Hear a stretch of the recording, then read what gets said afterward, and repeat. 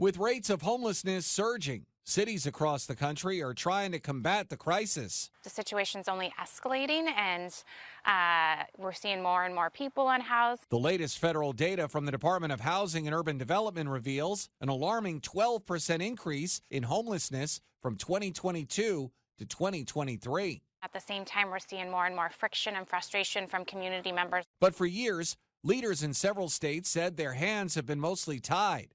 Back in 2018, the Ninth Circuit Court of Appeals issued a decision stating it's unconstitutional to issue criminal citations to homeless people for sleeping outside if there are not enough shelter beds available. In 2022, the court ruled civil citations are also not permitted. If these civil or criminal penalties can be enforced, it will likely go back to a status quo of cycles of incarceration, which also facilitates cycles of homelessness. Fed up over a lack of progress, the small Oregon town of Grants Pass is taking the fight all the way to the Supreme Court.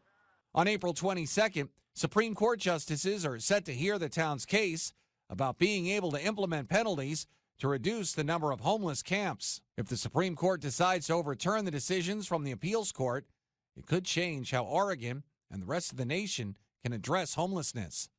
Maybe then we can start policing the parks again, but we still have like 200 people who have to go somewhere. And so I just don't really see how that resolves the issue. Ted Lindner, Fox News.